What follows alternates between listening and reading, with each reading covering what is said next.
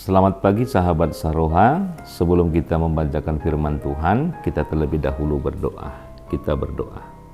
Kasih karunia bagimu dan damai sejahtera yang dari Allah Bapa di dalam Kristus Yesus Tuhan kita. Amin. Sahabat Saroha, firman Tuhan yang menjadi nats khotbah kita tertulis di dalam 2 Tesalonika pasal yang pertama ayat yang ketiga. Demikian firman Tuhan. Kami wajib selalu mengucap syukur kepada Allah karena kamu, saudara-saudara. Dan memang patutlah demikian, karena imanmu makin bertambah dan kasihmu seorang akan yang lain makin kuat di antara kamu. Demikian firman Tuhan. Sahabat Saroha, ayat ini adalah awal dari salam dan ucapan syukur Paulus. Perhatikan, dia mengatakan kata wajib. Paulus tidak sekedar merasa ingin mengucap syukur, tetapi dia merasa wajib melakukannya. Mengapa demikian? Karena Paulus melihat sesuatu yang luar biasa terjadi dalam kehidupan jemaat Tesalonika, di mana sesuatu yang memang patutlah demikian untuk disyukuri dan juga untuk dipuji. Dalam hal ini Paulus menyoroti dua hal, aspek penting yang menjadi alasan kenapa dia harus bersyukur. Iman yang makin bertumbuh dan kasih yang makin bertambah-tambah. Kita melihat hal yang pertama, iman yang makin bertumbuh. Paulus memuji jemaat Tesalonika karena iman mereka bertumbuh dan semakin bertumbuh.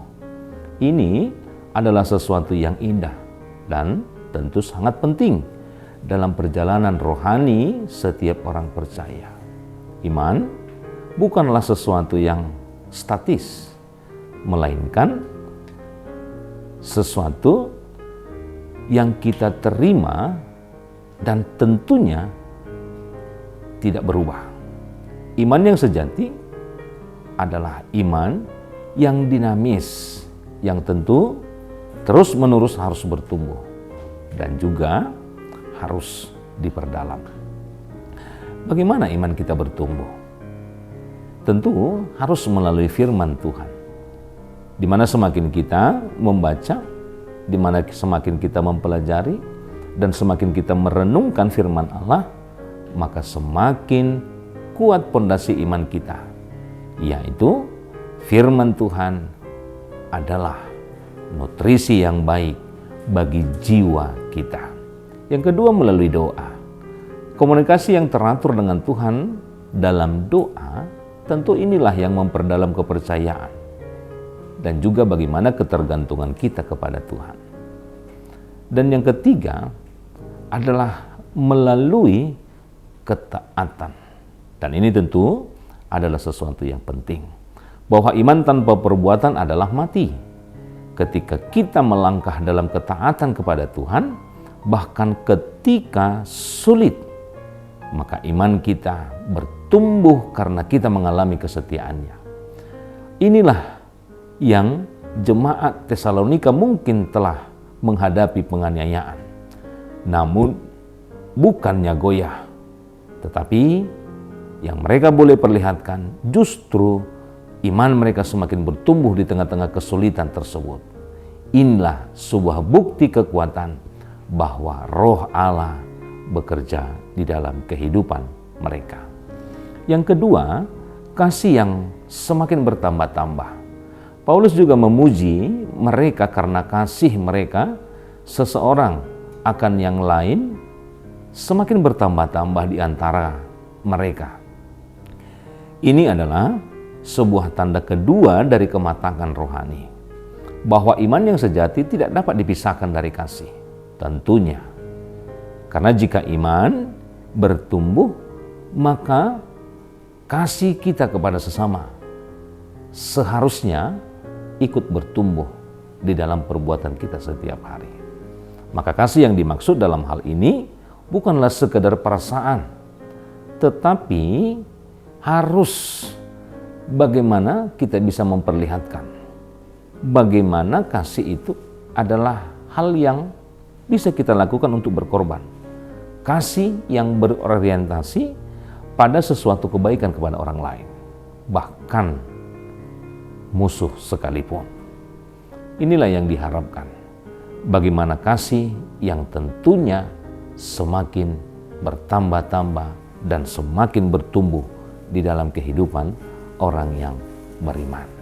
Nah, hal inilah yang diinginkan oleh Paulus di dalam kehidupan jemaat Tesalonika itu sendiri. Agar mereka juga senantiasa tidak mengendurkan semangat. Agar mereka juga tidak mengundurkan pelayanan. Tetapi bagaimana dalam setiap yang boleh mereka lakukan, melalui pengorbanan diri, melalui kesabaran, melalui toleransi, melalui pengampunan, inilah yang menunjukkan bahwa kasih mereka tentu akan semakin bertambah-tambah dan semakin bertumbuh di dalam kehidupan kita. Sahabat Saroha, inilah cerminan hari ini di dalam kehidupan kita. Sehingga kita diajak untuk berpikir dan bertanya kepada diri sendiri, apakah kita sudah dan mampu melakukan hal yang seperti ini? Apakah iman, apakah kasih kita ikut bertumbuh senantiasa dan bertambah-tambah? Perenungan inilah yang perlu kita buat di dalam kehidupan kita. Apakah iman kita semakin bertumbuh atau stagnan atau bahkan mundur? Maka kita perlu melakukan sebuah evaluasi atau semakin lebih baik lagi. Dan untuk hari-hari esok akan semakin baik lagi. Yang kedua, apakah kasih yang kita miliki semakin bertambah-tambah kepada sesama, baik di dalam keluarga maupun di luar? Inilah yang menjadi sebuah perenungan kita. Tetapi tentunya Rasul Paulus mengharapkan di dalam kehidupan kita agar kita juga senantiasa mampu menunjukkan kasih yang bertumbuh-tumbuh, yang bertambah-tambah, dan juga iman yang senantiasa hari demi hari jauh lebih baik dan akan semakin baik, karena semuanya itu untuk kemuliaan nama Tuhan. Tuhan Yesus memberkati. Kita berdoa. Terima kasih Tuhan buat firman Tuhan yang boleh kami dengarkan untuk pagi hari ini. Rasul Paulus melihat bagaimana kegigihan daripada jemaat Tesalonika. Iman yang bertumbuh, kasih yang bertambah-tambah.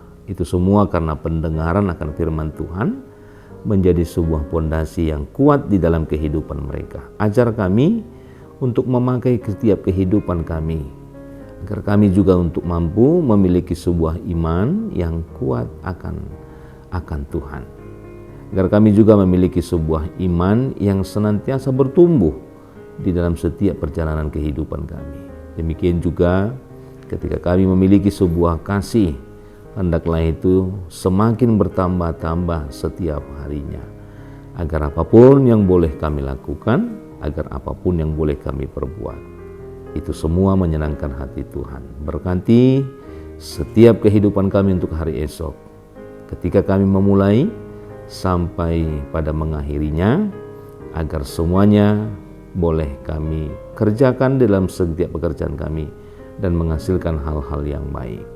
Demikian juga untuk jemaat-Mu yang merasakan kelemahan hari ini. Kiranya Tuhan yang senantiasa bersama dengan mereka, memberkati setiap proses yang boleh mereka lakukan, makanan, obat yang juga mereka boleh makan. Kiranya semuanya itu bisa menambahkan kesehatan ketika Tuhan memberkati itu semuanya. Oleh karena itu, hapuskan segala dosa pelanggaran kami, agar kami senantiasa layak di hadapan Tuhan. Terpujilah nama-Mu hingga selama-lamanya. Amin.